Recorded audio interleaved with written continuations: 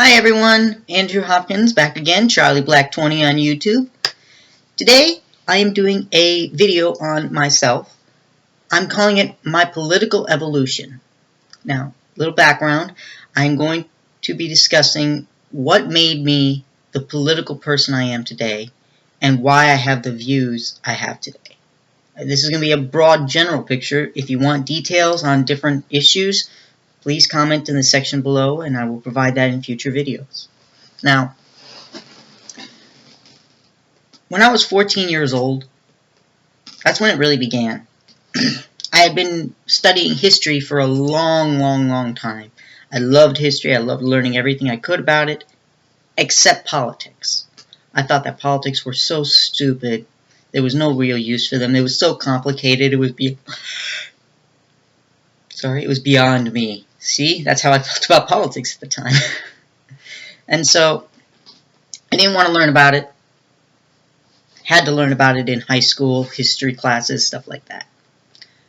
And it was not easy to convince me to change my mind, but it did work. Studying history, you had to learn some politics to a certain degree. And by the time I was 16, 2 years later, I was studying history and studying the politics of it to understand why certain things were happening. Especially for somebody like me, I was studying the Civil War, the Texas Revolution, the American Revolution, and I wanted to understand, why did these things happen? For every question I got answered on the how, where, and who, I had at least 3 whys. 3 why did this happen? So I had to learn, I had to know. And so, studying the politics of the different time periods was very intriguing. And I learned more history. I learned about the Roman Republic, the Roman Empire, the Greek republics, the Greek democracies, Persian empires, Alexander the Great, the medieval times, the Crusades. And you learn all these different politics. And you think that everything is about either religion, land, money. And really it boils down to one thing in the end. It boils down to politics. Just that. All these things are intertwined into this thing called politics. And 2 years later again, at 18, I actually voted for the first time. I voted in the 2012 general election. I was very new to politics, so I really only studied one part of it, which was the social politics of today. I didn't study the economics that much. I considered myself a very different political person when I was 18. And so, learning those politics... Oh, I am so sorry. I have no idea why that's happening. But, I voted in politics, and I started watching a lot. I started learning more about modern-day politics. I started watching more of the news. I started looking up YouTube clips on old news stories, and I found this one channel on YouTube called the Young Turks, or TYT. And I started getting I don't want to say obsessed, but I started getting really interested in what they were saying because they were very unpolished, very open with their opinions. And I didn't agree with them all at first. I actually disagreed with a lot of their views to a certain degree, but I respected them. And I did respect a lot of their social views because I considered myself, at the time, I considered myself at 18, a social liberal, but a fiscal conservative. So you would call me a moderate in that sense, that I kind of straddled the line between liberal and conservative in that sense. But by the time I was 21, a fully formed adult, at least in terms of the law, I started getting into the economic politics a lot more, and I started studying it a lot more. And I started going to college, I think a year before. It's hard to remember these days. Went by in a flash. I went to NOVA, which is Northern Virginia, NVCC, which is Northern Virginia Community College, and I got my undergraduate degree there, and then I pursued a bachelor's degree a couple years, maybe half a semester later, to go to George Mason, GMU, And I started learning more and more and more. And obviously, history being the biggest subject for me, you had to know politics to a certain degree, and you had to learn more politics. And the more I learned, the more I got a cynical view of politics, and maybe life in general, which kind of explains some of these videos. But I am now 28 years old. Yeah, I'm an old man, at least in spirit.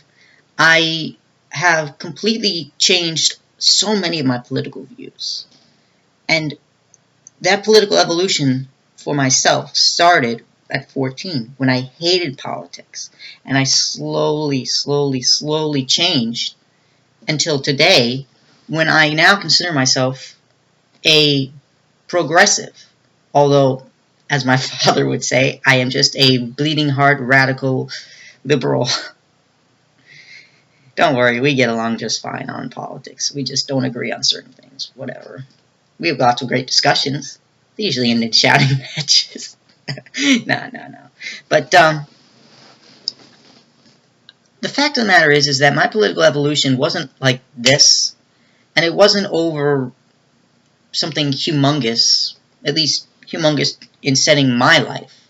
It was more about the people that I had no connection with, people I only knew on the periphery, or maybe I was starting to learn more in all these different things. Basically, when I started studying politics, it was about the social issues. Let me give you an example. When I was in Sunday school, we learned about the Holocaust at a fairly young age. We didn't learn all the horrifying stuff that would be covered in details much later on, but we learned about what happened. And we started looking at that, and we eventually had a documentary shown to us about the African American Civil Rights Movement in the United States. Now, this was in the 90s, I guess. Yeah, probably in the 90s, early 2000s, that I started learning about these things.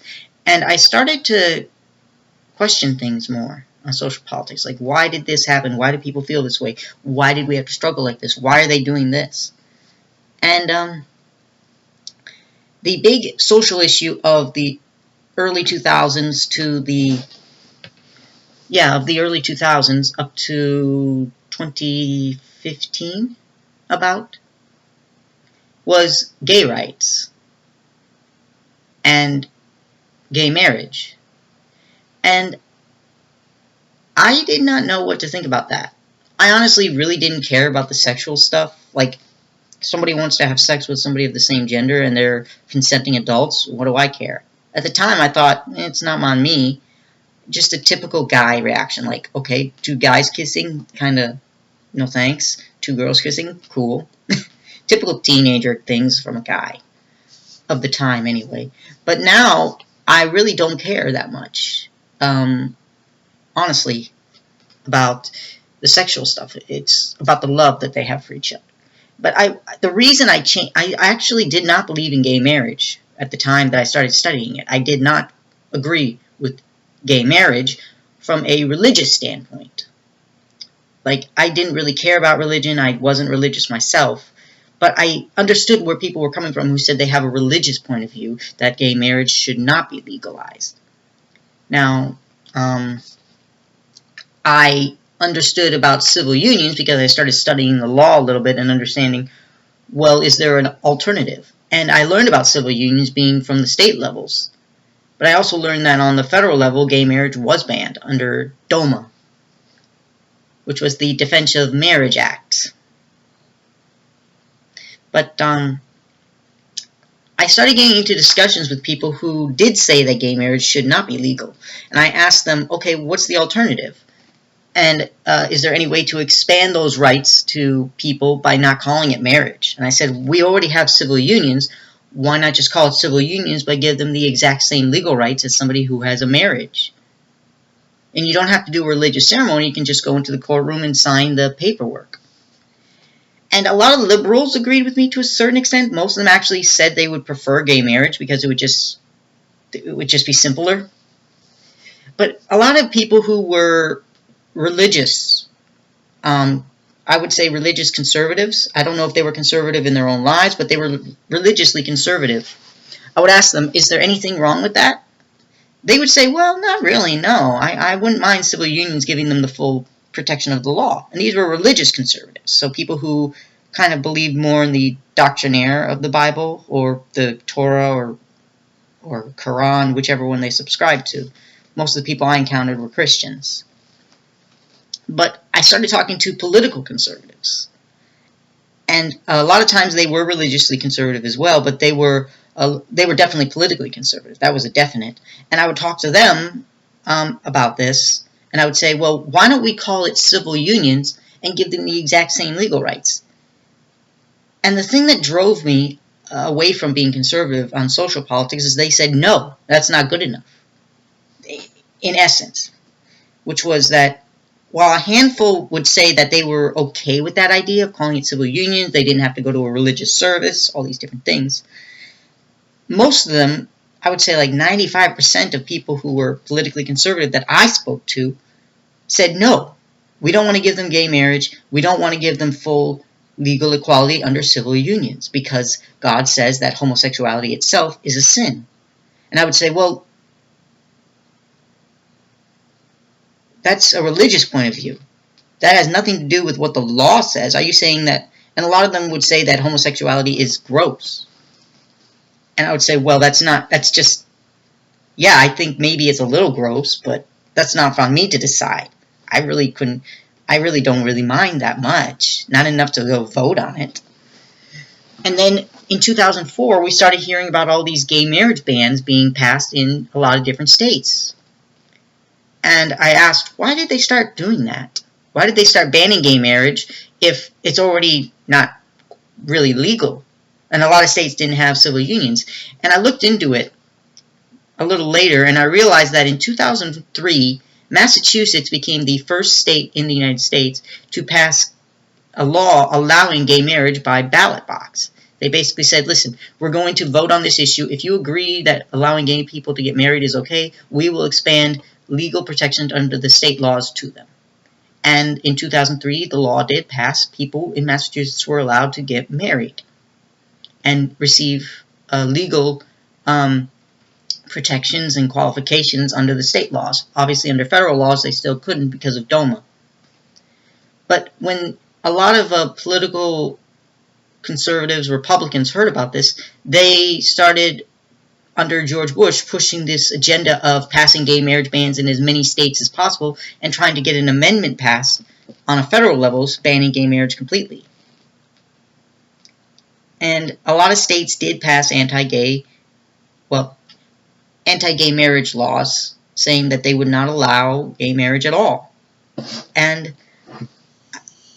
by the time of 2012, I was voting based on my social political beliefs. Like, I did believe by that point that gay people should be allowed to not only get married, but have it be called marriage. Just leave out the religious ceremonies if that particular church, synagogue, mosque, whatever it was, did not agree. You didn't have to have the religious ceremony there. Fine. But I was driven away from being more conservative on social politics, partly because of what I had learned about history, and also partly because people who were Republican, or identified themselves as Republican at least, said they were not willing to expand gay rights in any way, shape, or form, that they did not want to give them the same protections and same qualifications under the law that you would give to straight people. And the only thing they could come up with was that they did not agree with it on a religious standpoint, or they thought it was gross. And neither of those are reasons for legal, and I emphasize this again, legal disqualification. Like, you can be religious and not allow them in your church. You can do that. It's freedom of church and state. The state can't force a religion to allow something that they don't agree with if it's the church. But you can't say we're going to pass laws based on our religion and say that that's going to be it. You can vote on it. At the time, I believed voting was the way to go, because I did believe that people were more liberal than we gave them credit for, and that there were more liberals who, forgive me, that people were more socially liberal than we gave them credit for, because most people just didn't care that much. But unfortunately, the people that cared the most were those that could be scared into voting against it. And so, by 2015, I had, from 2004, when I didn't really care that much, I just believed that we should expand gay rights to include civil unions with full protection under the laws as marriage. I had gone away from that completely, all the way to saying, no, gay marriage should be legal, no question. Federally, state, and we need to pass anti-discrimination laws. And they need to be protected under the 14th Amendment and under the Non-Discrimination Act. So I was fairly radical in that sense.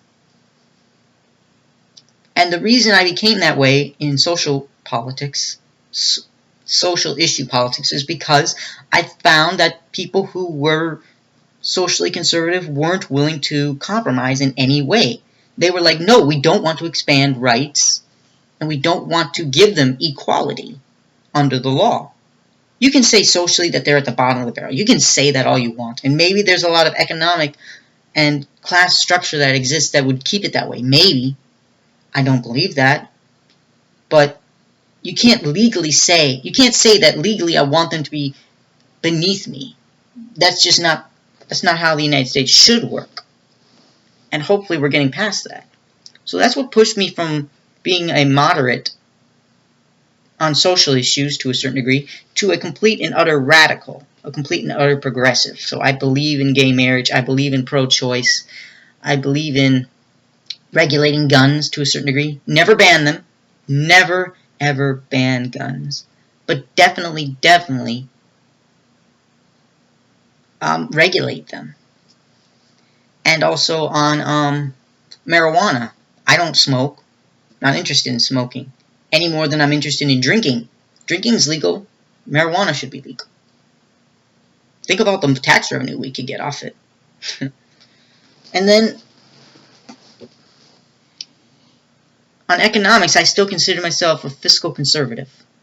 Mainly because my dad was fiscally conservative. He was very good with money. He was very good with numbers, especially because of his job. He's basically what I would call an accountant. He's obviously more than that, but that's what he was to me. As a simple way of putting it. And I would discuss, he would talk to me about the markets and different money ideas.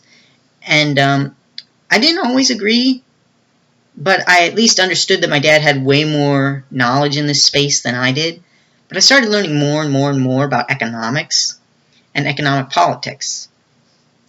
And a really interesting thing happened in, I believe it was 2013. Where in Utah, Salt Lake City, Utah, there was a huge homelessness problem in the city, and they decided to try tackling it in a very different way, which was that it cost them $16,000 per homeless person to pay for emergency room visits, to pay for food, to pay for arrests for like loitering, stealing, all these different things, and it was costing them city $16,000 per person. So the council, city council, state council, decided to do an experiment where they would take 3 years, from 2013 to 2016, to try to tackle the homelessness problem. And the way they did it was they offered free housing, free health care, or at least paid health care, and psychological assistance for those that needed it, so like therapists and psychologists and stuff, to those that needed it. And they would help them find work. And they could stay in those places for free until they could find a job and get themselves on their feet. And it only cost them to do this $11,000 per homeless person. And by 2015, 1 year before they were going to decide whether to end the experiment or not, they had reduced homelessness by 72% in the city. 72%. And they had saved a huge amount of money. $5,000 per homeless person, they saved the money. And this was in Utah. Very conservative state on social issues, except that they do believe in helping the homeless, in helping those that are poor and in need. That's one thing about the Mormons that I found, that they really stick to it. Like, yeah, they evangelize and they are against gay rights to a certain degree, and they also have a problem among themselves with other issues that I will not get into. But they do believe in helping those that are in need, to that on a economic level, and it worked. It worked, and I thought that's got to be an outlier. And no, it works in It worked in Amsterdam. It works in a lot of the socialist countries of like Finland, Denmark, Norway, Sweden, and I thought there's got to be more to this. And so I started getting into more and more news, and I started studying a lot more of the politics. And in the end, I found the Young Turks, who are the largest news media platform on the internet. They are extremely liberal. They say they're the home of progressives, which I agree with. And I started watching them more and more and more and more. I would go and I would look at their sources, like other news sources too. I would watch some of the Fox News clips. I would watch MSNBC clips, CNBC clips, and I would learn the different perspectives. And the one thing I noticed is that even though the Young Turks were, as they say, unpolished, or they were very authentic in their beliefs. They spoke their truth. They didn't hide behind too much of a script. And I really enjoyed that. And they were very, very open about their beliefs and their stances on certain things. Like, all the hosts on the Young Turks don't always agree on certain things. Like, they're honest, like, I'm not as liberal on this issue and I'm more liberal on this issue, but they would discuss it as people on a spectrum rather than as people who were like this. So I seeing these economic policies and then learning about how there is huge legalized bribery going on in Washington through campaign donations, independent expenditures, and media ads, and how the mainstream media, like the corporations like Fox News, MSNBC, places like that, they are huge corporations that make huge amounts of money off of political ads and off of the insider information they can get from Washington. So if they keep things as they are, they make a lot more money, and they continue to have a fair amount of power. And a lot of the other industries in the United States, the gas and oil industry, the military-industrial complex, the banks, the insurance companies, lobbyists, health insurance companies, all these places make a lot of money off of giving campaign donations to politicians on a federal level to lobby for tax breaks and tax havens and deregulation so that the politicians can get reelected, and they'll do those things for those corporations, those industries, by giving them tax cuts or by deregulating certain things so that the people who are at the top of the chain of those industries can make, or people who are at the top and going down and down and down, they can make a lot more money. But that money doesn't go out to the rest of the people. It doesn't trickle down. It stays in the pockets of the shareholders, basically, of the people who are at the top. They make huge amounts of money off of giving these legal bribes to the politicians. And not all the politicians take those bribes, obviously. There's a few that don't, and they're able to run campaigns based off of going door to door or getting huge media coverage immediately. But majority don't. Majority of both Republican and Democrats in the Washington right now have taken those bribes and do the bidding of their donors. And so that's what took me from an economic conservative or a fiscal conservative all the way to a liberal, to a progressive. So I believe in using economics as a tool to raise the working class, to raise up the intellectual class, because otherwise that money just stays at the top and doesn't move. You might see a small amount coming down to a few individuals again, but you don't see it going out to the wide range of people or into expanding the economy. It just stays in the pockets of the rich. And so from 14 to 28, 14 years, oddly, I went from a moderate, fiscal conservative, social liberal, all the way to a progressive. And so now I would consider compromising on some issues, and on other issues I will never compromise. If you want to know which ones those are, you can always comment in the sections, let me know. But that's where I stand on these things. I am a complete and utter progressive. So thank you for listening, and take care of yourselves.